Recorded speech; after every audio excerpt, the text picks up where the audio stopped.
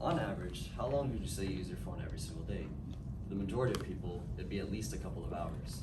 The Pew Research Center conducted a survey in which parents submitted results of their children's usage of electronic devices. As you see on the graphs, these children are noticeably younger than what the average person should be using an electronic device for. As in today's age, many parents have become accustomed to using electronic devices and introducing them to their kids at a very young age. Oh, hello, good morning. My name is Fernando Pierreria. My name is Nicholas Goodall. My name is Mohammed Weiss. And my name is Ishan Linez. And our research question is, how does the overexposure to fast-paced children's content negatively impact behavior in adolescence?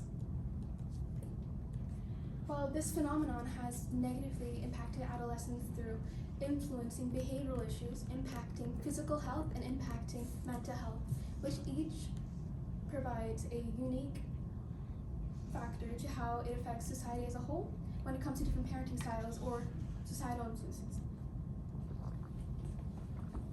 Overexposure to content is not a new trend, but the rate at which children have been exposed to such content is significantly increasing. These new trends or phenomena are very noticeable in the population, considering the increased occurrence of postpartum depression, the increase in technological advancements, and the COVID-19 pandemic. The occurrence of postpartum depression has increased over the years. As seen in the graph, it shows a slight increase, a steady increase until a big spike in 2022.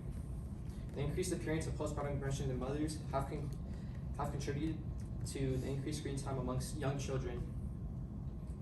Due to complications regarding parental bonds overall, they are unable to properly connect with their children, where a result of added stress for their mother, and this typically results in mothers resorting to entertaining their child in various forms of electronic media.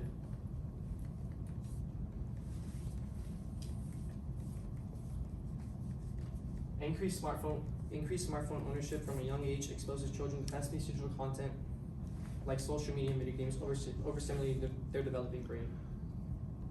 Research links this overexposure to attentional difficulties and reduced focus. Smartphone ownership among U.S. kids aged 8 through 18 rose sharply from 2015 to 2021. For instance, 12-year ownership jumped from 37% to 71%. As we rely on electronic devices more and more, we start to depend on more things like AI and other factors, where we're going to start using them over time for future generations to come. After the pandemic, electronic usage skyrocketed. Due to quarantine, younger children didn't have the opportunity to interact socially and were forced to resort to digital content. This resulted in addiction to electronic games, leading to increased risks in social, behavioral, psychological, and health risks. Fast-moving cartoons can make it hard for kids to think carefully. The quick scene changes overwhelm their brains, so they cannot fully take in what's happening. This makes it tough for them to pay attention and process information properly. TV shows and commercials often repeat things a lot, which interrupts kids' focus. Random events on TV grab their attention unexpectedly, making it even harder for them to stay calm and focused. This is worse when kids aren't really interested in what they're watching. Television and ads impact physical health by promoting unhealthy products and unrealistic beauty standards. For example, Katy Perry is promoting an unhealthy chip product which could lead to perceiving the viewers and influencing the viewers' thoughts negatively. This exposure can lead to body dissatisfaction, low self-esteem, and poor eating habits. Misleading ads for quick fixes in health worsen this issue, as it increases the risk of eating disorders simply from false claims being told by the producer. This graph by the Kaiser Family Foundation shows TV advertising towards children heavily promoting unhealthy food options, significantly impacting their dietary behavior options. As we can see in the graph, 34% of food advertised towards children is candy and snacks, while 20% is sugared cereal, 10% is fast food. 9% is soda and soft drinks, and 7% is dine in restaurants, while under 10% is daily foods you would eat and some healthy foods. This imbalance shows how television normalizes the frequent consumption of high sugar and high fat foods.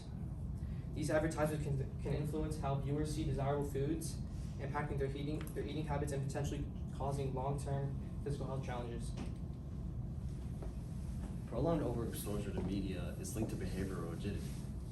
Overexposure to media can stunt the growth of communication and social abilities within a child, as sensory overstimulation is actually correlated to autism. According to Harvard Health, participants who watch TV for 1 hour or less a day, compared to people who watch TV for 4 or more hours a day, are less prone to dementia, depression, and Parkinson's disease by 28%, 35%, and 16%. Child's brains are highly adaptive, meaning that the environment influences their decisions. Overexposure to such content might stunt the way they speak, the way they communicate, and other various methods.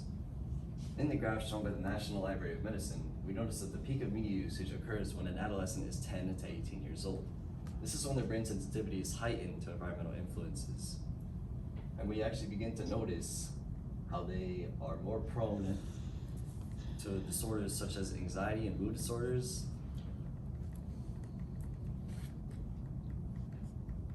impulse control disorders, and substance use disorders later in life. While this phenomenon does have many negative qualities, it does possess some redeeming qualities, which would include its effect on educational development, its effects on lifestyle choices, and public awareness and safety. When it comes to educational development, TV programs and other media as such do help children who are in rural or underserviced areas improve literacy and numeracy rates, which bridges the gap between privileged and underprivileged children. When it comes to lifestyle choices, it impacts by advertisements that advertise exercises and healthy diets, which impact a large population. And when it comes to public awareness and safety, it can promote ways such as in the pandemic, where it was saying safety, how to keep safe, how to stay inside. When it comes to broadcasting evacuation, such as when it comes to hurricanes, each show that it leaves a positive impact on society as a whole. But there is a significant amount of research that allows the negative consequences to override any positive influence it could ever have.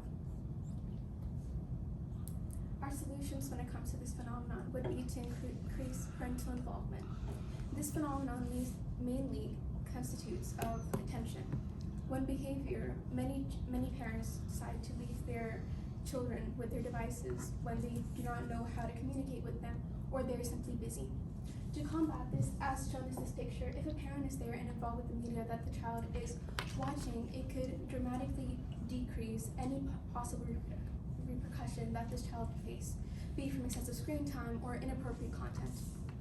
Another solution that we propose would be stricter guidelines. By pushing companies to introduce stricter guidelines when it comes to educational content and even screen time policies, it could dramatically decrease the repercussions faced to children. And a great example of this would be YouTube Kids. It provides many controls when it comes to how much media they want their child to view on a daily basis, or what videos they want their child to view. And this would be a great example how companies or smaller companies can possibly impact and reduce this phenomenon. Thank you. All right, perfect. We're gonna start on this side and work our way across. So Mo, you're up first. If you had a fifth member of your team, what perspective or limitations could they have reached that would have been useful with this project? We do like the political view, and the governments would like take control of like the fast-paced content and make sure like kids like monitor what kids watch and make sure they don't like turn out like with autism and ADHD. All right. Moving our way across. Next up, describe an argument of one of your peers' reports that makes you think differently about your team's solution that you came up with. Michelle's philosophical report made me realize that there's many more factors, such as the parental involvement of a of how a child can really receive information. If a parent isn't with them, if a parent is watching the content there with them, they're able to peer review each other and talk about the content with each other rather than just a kid watching it himself for mere pleasure. All right. Next up, what is a way in which your team's resolution makes you think differently about the research you conducted? Well, when it comes to Fernando's solution, he proposed that people should show alternatives to different TV shows. Instead of fast-paced, they should do something more slow that focuses on the actual content shown rather than fun interactions or funny jokes. And that changed my perspective when I only thought about how to exclude it entirely. Okay. And save the best for last. What's an example of a compelling argument from one of your peers' IRRs that you decided not to use, and then why? Oh, we decided not to exclude. We decided to exclude Shaw's her like household like how many kids are in a household, how it affects behavior, because it didn't work well with our presentation, as it's like repeating behavioral issues, as we already had enough reasons for why behavioral issues was one of our effects. All right, you guys